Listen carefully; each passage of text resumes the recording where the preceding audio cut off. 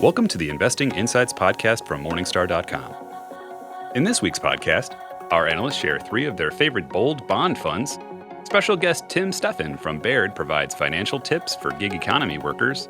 Brett Horn on what M&A means for your payment processors. Christine Benz and Brian Moriarty discuss whether floating rate funds are a fit for your portfolio. Ben Johnson on the pitfalls of market cap weighted indexing. And Chris Inton with Morningstar's outlook on cannabis stocks. Let's get started. First, three bold bond funds. Hi, I'm Susan Jabinski from Morningstar.com. Bond funds are often thought of as sleepy investments, the types of funds investors hold for their income and stability. However, some bond funds have a good deal of leeway in their mandates and have used their flexibility to generate exceptional long-term results. Today we're looking at three gold-rated funds from our new intermediate Core Plus bond category that have done just that. Loomis Sayles may be best known for bond fund legend Dan Fuss's Loomis Sayles Bond Fund, but the firm has another top-notch offering in gold-rated Loomis Sayles Core Plus. The fund's appeal starts with the experience of longtime managers Peter Palfrey and Rick Rakowski. They draw on a deep and experienced analyst group. That research prowess is important, especially given the fund's broad and bold mandate. The fund can and has invested sizable stakes in high-yield corporate credit, emerging markets debt, and non-US dollar currencies. This can make for a potent mix, and indeed the fund stumbled in 2015. Over time, however, the team has put its flexibility to good use, and they've sidestepped many risk market sell-offs. The fund has also posted good returns in healthy credit markets, leading to a top-notch long-term record. Gold-rated Harbor Bond has always been a kind of backdoor into PIMCO's total return strategy because it offers the same strategy as PIMCO Total Return, run by the same management team, but with a modestly priced institutional share class into which Harbor allows investors with only a $1,000 minimum investment. This fund and PIMCO's overall total return strategy are much, much smaller than they were a few years ago, but PIMCO has managed those outflows very well. Meanwhile, the strategy is run by Scott Mather, Mihir Wara, and Mark Kiesel, all senior leaders at the firm who rely on a truly vast array of managers and analysts across the entire spectrum of the bond market. The fund itself is what we refer to as a Core Plus offering that still focuses on the high-grade U.S. market, but with the benefit of flexibility to add in sectors and structures outside the market's plain vanilla core. There are ultimately a couple of key arguments for this fund and the strategy more broadly. One is that PIMCO has proven that it's still an extremely strong organization, and it's still home to some of the industry's best investors, including the managers of this fund. PIMCO still managed to perform well when this fund and PIMCO Total Return were much, much larger, but the job eventually just got harder and harder. The managers running the strategy today still have terrific resources at their disposal, though, and they can put them to work more easily inside of more manageable portfolios. Those are just a couple of reasons we still believe this is a great option for investors in need of a high-quality bond fund. Gold-rated Dodge & Cox Income stands out for its relatively patient and at times contrarian approach to investing. The managers, who average 21 years of experience, start with an investment horizon of 3 to 5 years. They run a fairly compact, mostly cash bond portfolio. The team tend to favor corporates, noting that the yield advantage offered by these securities is an important contributor to total returns over time. Over the long haul, patience and a focus on fundamentals has paid off. The strategy's trailing 10-year annualized return of 4.9% through June 2019 beats two-thirds of distinct peers and outperformed its Bloomberg Barclays U.S. aggregate bond index benchmark by 100 basis points. Its performance also looks strong on a volatility-adjusted basis, with a Sharpe ratio over the same period that lands in the best quintile of its category. With low fees and skilled managers, this fund is a strong option. Expand your investing horizons and look to the long term with Morningstar's new podcast, The Long View.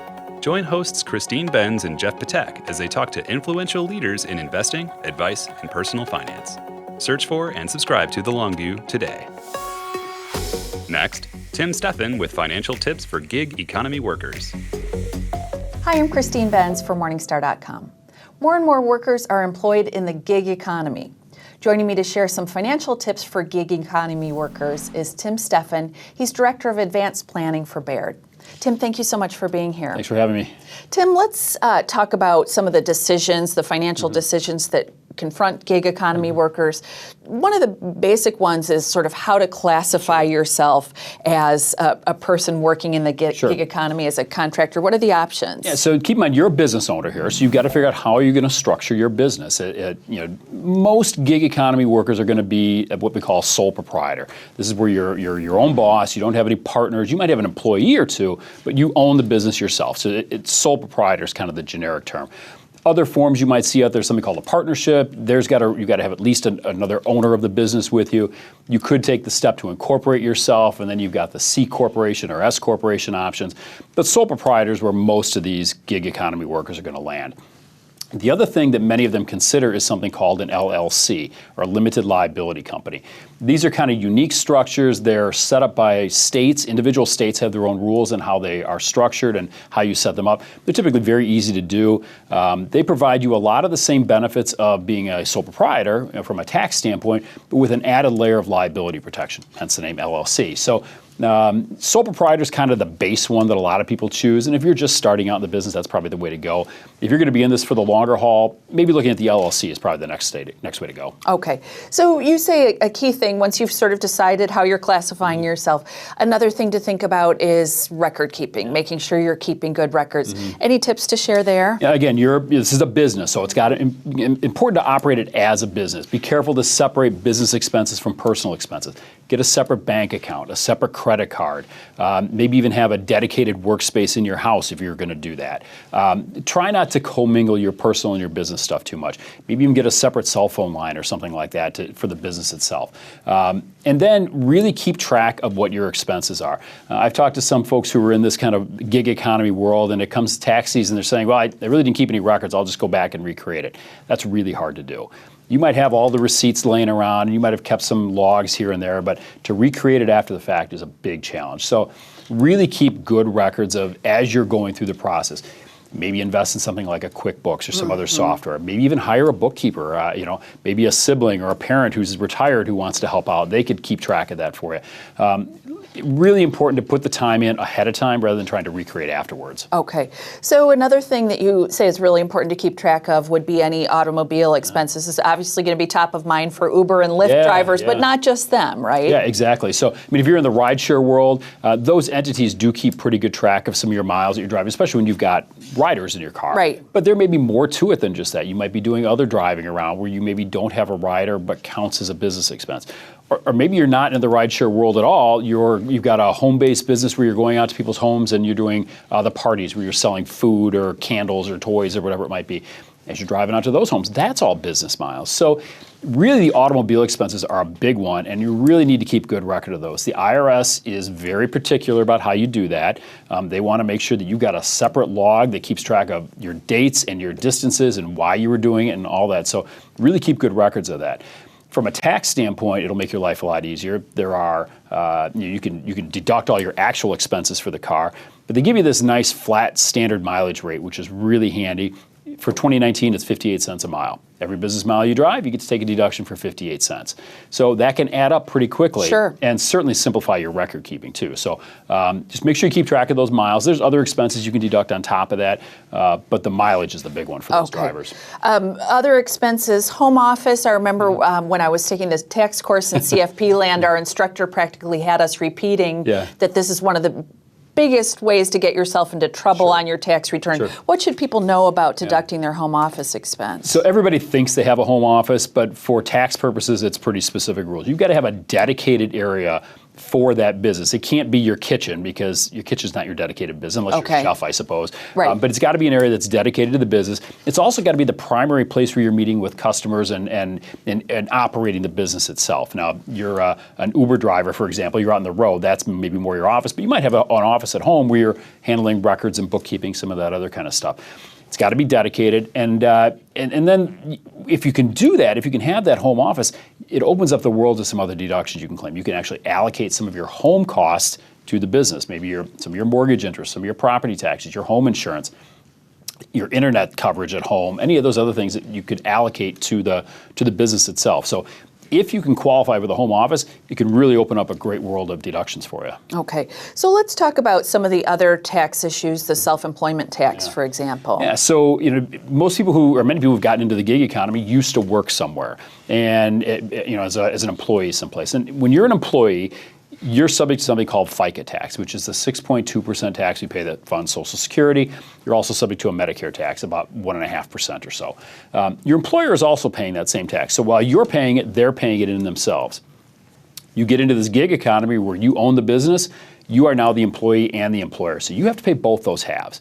And the other thing to keep in mind there is that while you're paying that tax, you're not subject to withholding because there's no employer to withhold from. Right. You've got to get in the habit of making estimated payments, perhaps. And you got to build not just the income tax, but also this FICA and Medicare, this self-employment tax, as we call it. You got to build that into your tax payments as well. So as a gig employee, you've got a lot more things to be aware of that can increase your tax liability, things maybe you hadn't thought about. The flip side of that is, under the new tax reform, you may be able to take advantage of something called qualified business income, which is a new deduction that's available for owners of pass-through businesses, where you could actually exclude up to 20% of your income from the business from tax. Again, not everybody's going to qualify for that. Most lower income businesses and most of these side businesses aren't going to be real high income. They're probably going to qualify for the deduction, but it's a nice advantage that these small business owners didn't have before. So the tax man taketh, the tax man giveth a little bit too. So you just got to understand you don't miss out on those things. And get some advice, it sounds Absolutely. like. Okay. A couple of other things. Retirement plan contributions, don't forget about those. And don't forget about liability insurance. Let's talk about those things. Yeah, so if you're an employee, your employer's probably got a plan for you of some kind, maybe a 401k or 403b, something like that. Again, now you're the business owner. Unless you set up a plan, you don't have anything. So you got to go set up a retirement plan. A SEP IRA, SEP IRA, that's the most common type that we see for these types of businesses. They're easy to set up, they're inexpensive to maintain, and you can put away 20% of your income basically into that plan and get a deduction for that. So that's a nice tool. You could also still do a traditional IRA. Maybe you do a Roth IRA as well, depending on which one makes sense. So don't forget about putting some of that money aside for retirement. It's easy to enjoy the income you're getting from the business, but you got to set some of that aside for later as well. And on the insurance side, you're, again, operating a business. You're opening yourselves up to exposure to customers. You've got employees perhaps on the road doing things. Some liability insurance probably wouldn't be a bad idea, especially these rideshare economies, the Uber and the Lyft world. Your current auto insurance may not cover you if you're using your car in a business like that. So check with your carrier to make sure you're covered. If not, add the additional coverage on there. It'll be well worth the expense. Okay. And should I also think about an umbrella policy for with my homeowners? Sure. Yeah. I mean, we always recommend umbrella policies in almost all cases, but especially if you're somebody who's operating a business where you're opening yourself up to even more liability. You're not a surgeon. You're not out there operating people. So you're not that kind of liability. Right. But you've still got some added liability because you've got employees perhaps, and who knows what they're doing, and you're just out on the road. Perhaps anything can happen. So a little bit of liability coverage never hurt. Okay, Tim. Always great to get your perspective. Thank you so much. Thanks again. Thanks for watching. I'm Christine Benz for Morningstar.com. Watch all the Morningstar content you love from your living room. Download the Morningstar Roku channel and get up-to-date independent insights on today's markets. Be comfortable. Be informed. Now, Brett Horn on the M&A trend among payment processors.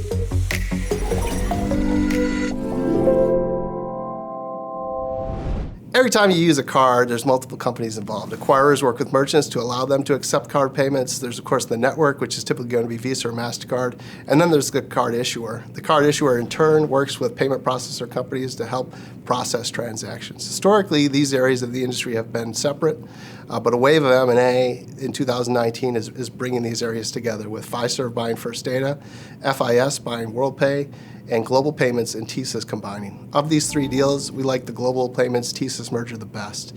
I think the deal positions Global Payments to capitalize on a couple of key trends within the acquiring industry.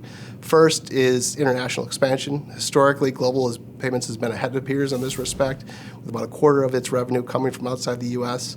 I think the combination of Global and TSYS's international footprint will help further facilitate international expansion for the company.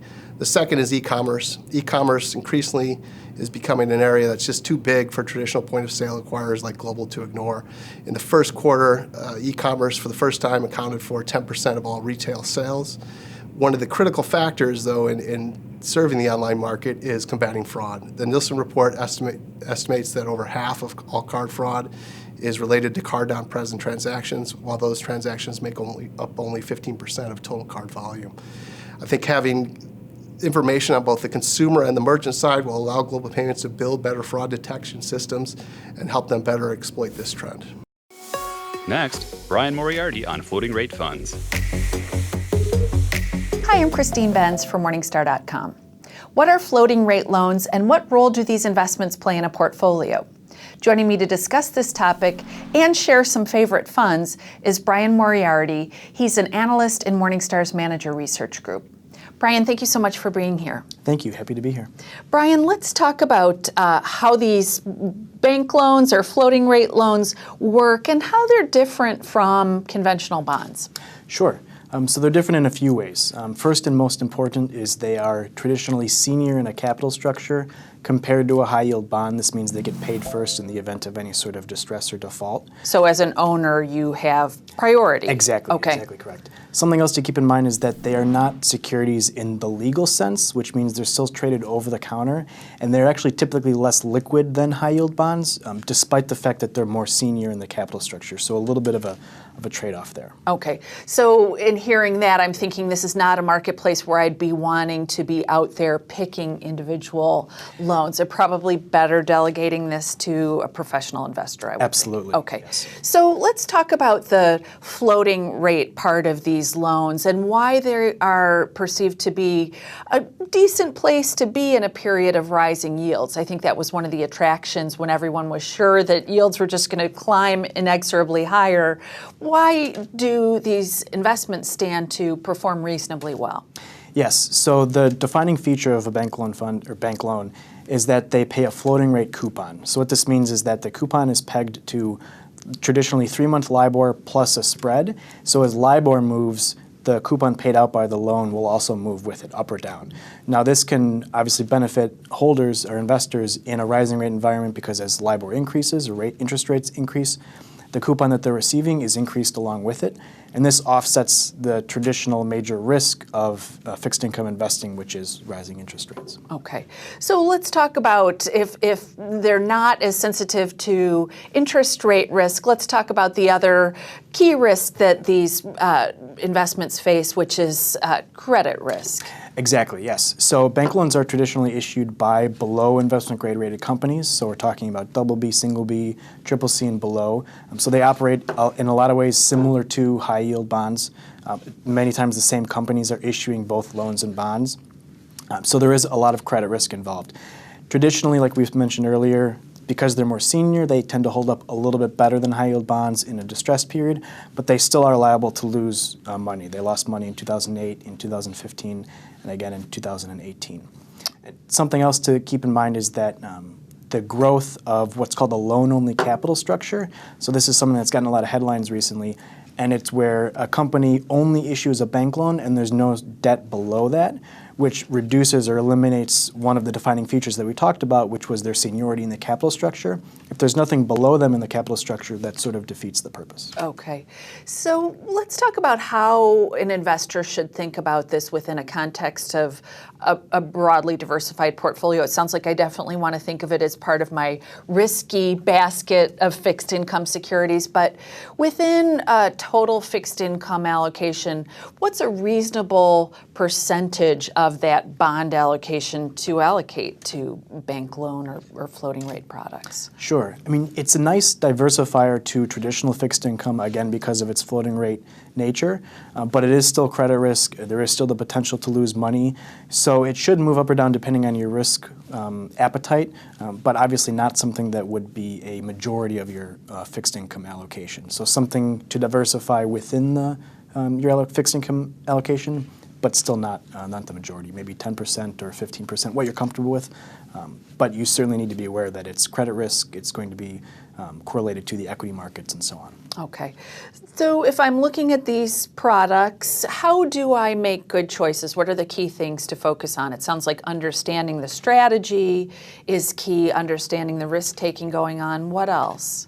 Absolutely. So one thing to keep in mind is that Returns within the bank loan category tend to be tighter than returns within the high yield bond category. This means the range of outcomes is more limited. Okay. And in an environment like that, fees play an even bigger role than maybe traditionally you would expect. So a low fee option would be the most important consideration. The knowing what you're getting, as we mentioned, a more traditional or conservative, asset manager who is avoiding maybe the riskiest parts of the loan market, avoiding a lot of those loan-only capital structures, or as we mentioned at the beginning, the less liquid nature of a bank loan, that can actually hurt an investor if they're trying to get their money out at the same time as everybody else. That can have a disastrous impact on the fund or on your returns. So knowing which managers pay more attention to liquidity or tend to hold a little bit more cash or more liquid instruments to help manage that risk. Okay. So if I'm looking at the yields of these products, is that a rough proxy for the risk-taking that's going on? Absolutely. So if I see a really good yield, I can safely assume that might be a riskier one. Yes, thank you. Yeah, that's an excellent point. So definitely the higher the yield is a very good proxy for risk. The higher the yield, the more risky whatever the underlying loans are going to be. And vice versa, the lower the yield, you can safely assume that it's a more conservative holdings within the portfolio. Okay, so let's discuss some of your team's favorite funds within this category. Let's start with one that's silver rated. This is one from T. Rowe Price, but you say this is a more aggressive option. Yes, so this is T. Rowe Price Institutional Floating Rate. It's the only silver in the category. Everything else is either bronze or neutral or below. And it's an interesting one because the managers have actually done a good job of toggling back and forth between offense and defense. So they are certainly willing to take on more credit risk than many peers, but they've also done a very good job of cutting that risk in markets that are where they're not getting paid for it or where they're getting concerned about valuation. And over time, that's a difficult thing to do, but over time they've done that very successfully. And in addition to the traditional things we like about T. Rowe Price, a strong parent, strong investment team, and attractive fees, that has turned into one of the most attractive offerings in the category. Okay. How about people who are seeking a more conservative option? I know that there are a few funds that you and the team like of that ilk. Yes, so many of the ones that we rate that are bronze rated all fall into this more conservative umbrella. So this would be funds like Voya Floating Rate, Pioneer Floating Rate, Eaton Vance Floating Rate. Eaton Vance has a couple of flavors, but the plain Eaton Vance Floating Rate fund is more conservative. All of these fall into that conservative umbrella. They pay a lot of attention to liquidity, and you would be well served if that's your risk appetite with one of those offerings. Okay, Brian, thank you so much for being here today. Thank you. Thanks for watching. I'm Christine Benz for Morningstar.com. Go from one investment analyst to 150. Sign up today for Morningstar Premium and let our independent and unbiased research staff help you find the best investments. Get started today with Morningstar Premium. Now, Ben Johnson on the cons of market cap weighted strategies. For Morningstar, I'm Ben Johnson. Market cap weighted indexing is an efficient way to leverage the wisdom of crowds. Unfortunately, harnessing the market's wisdom also involves participating in its madness. Market cap weighting, like any strategy, has its pitfalls. Here to discuss these pitfalls and a fund that looks to exploit them and take advantage of them is Phil Bach. Phil is the founder and CEO of Exponential ETFs. Phil, thanks so much for joining me. Thank you. So Phil, talk to me a little bit about the drawbacks of a cap-weighted approach to building a stock portfolio and how investors might be able to spot those drawbacks and overcome them through a different approach to building a portfolio of stocks. Well, when you're buying a market cap weighted fund, you're buying at the current valuation. And you could say that, hey, the market doesn't know if something is going to go up or down from here, so it's a very safe and defensible way to invest. However, in those times where the market overvalues certain areas of certain asset classes or certain geographies, you're always going to be buying at the height. So if you look at it before the global financial crisis, the financial sector was at its highest peak valuation in the US. Right now we've got some technology names that have runaway valuations. If you look at it on a global level, the US relative to the rest of the world is on peak level valuations right now. Market cap weighting, you're always going to be buying high. You're always buying high and you're always selling low. And if you think about how the portfolio would rebalance in a market cap weighted index fund or even on a global level, you're always always going to be buying high and selling low. So what we look to do is do the opposite. We take the reciprocal of the market cap. We invest smallest to largest, and therefore we're always going to be the counterweight to market cap weighting. We're going to be underweight, or we're going to be underweight the overvalued asset classes. We're going to be overweight the undervalued asset classes. And every time that you rebalance the portfolio, what you're doing is you're taking profit from the stocks that have run up. You're putting them back into the stocks with the most room to run. So it's a built-in buy low, sell high methodology that adds what we call a mean reversion factor to the returns. So your fund, RVRS is the ticker for this ETF, simply just takes the S&P 500 and effectively just flips it on its head. That's right. It could not be more simple, and we're trying to keep it simple. All we want to do is extrapolate that equal weight premium. So if you look at it historically, equal weight has outperformed market cap weight more often than not always, but more often than not. And we're saying, well, how does that premium come to be? There is a size tilt, but it's not just a size tilt. There's also, at rebalance for equal weight, there's a profit-taking mechanism that capitalizes on mean reversion. We want to extrapolate that. We want to give people more of that. So like any good strategy, Phil, I would imagine there's some risks involved here. You noted that, like equal weight, this portfolio will tend to drift more towards smaller cap names. What are some of the risks towards flipping the S&P on its head, and how might those manifest themselves? What should investors be aware of? Well, we do have a slightly higher beta than a market cap weighted fund. There is a risk to not participating in a run of the top end stocks, and we've seen that over the last 2 years with the FANG names going on a run. Reverse cap weight will have a lot less allocation to those names. But over the long term, we think the strategy does have efficacy. If you look at the diversification of the fund itself, there is a much further distance between the top end stocks by market cap in the S&P and the median. So Apple and Amazon and Microsoft, they've run up to valuations that are well past the median, whereas on the downside, the smaller side, they're a lot closer together. So what that means is when you flip it over and you take the reciprocal of the market cap, you get a distribution of the 500 stocks that is far more diversified than you would with the market cap weighted version. So you can use it in combination with a market cap weighted fund and greatly enhance your diversification of the holdings of those 500 stocks. Well, Phil, I really appreciate you spending time with us to help better understand the strategy, its benefits, and its risks. Well, thank you, Ben. Expand your investing horizons and look to the long term with Morningstar's new podcast, The Long View. Join hosts Christine Benz and Jeff Patek as they talk to influential leaders in investing, advice, and personal finance. Search for and subscribe to The Long View today. And lastly, Chris Anton on Cannabis Stocks.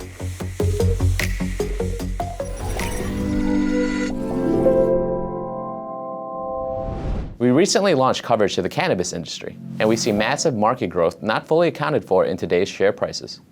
Prohibition has kept cannabis largely in the hands of criminal enterprises. However, legalization is gaining momentum. In the United States, 11 states and Washington, D.C. have legalized recreational cannabis, and 35 states have legalized medical cannabis or products that are low in THC and high in CBD. This is despite the fact that it remains illegal at the federal level. By 2023, we think the U.S. government will no longer prohibit cannabis, instead allowing states to choose the legal status of cannabis within their borders. Meanwhile, Canada has already legalized recreational cannabis in October 2018, with distribution continuing to expand. Internationally, more and more countries have recognized the benefits of medical cannabis and are expanding access. With cannabis's popularity already growing organically due to expanded use cases, widening legalization will further catalyze demand. Our research indicates that legal cannabis sales will grow nearly 9 times larger than their current size by 2030. Large underserved demand in the US, Canadian, and global medical markets will drive massive top-line growth and fixed cost leverage for cannabis companies, supporting a green rush through at least the next decade. Canopy Growth and Curaleaf are our top picks. Canopy provides attractive exposure across all markets, as well as a consumer goods-focused strategy. Curaleaf provides pure-play exposure to the US market, where we see growth for both its recreational and medical end markets. That does it for this week's Investing Insights podcast from Morningstar.com. We hope you've enjoyed our program and we welcome your feedback. Please send your comments and questions to podcast@morningstar.com. From everyone here at Morningstar, thanks for listening.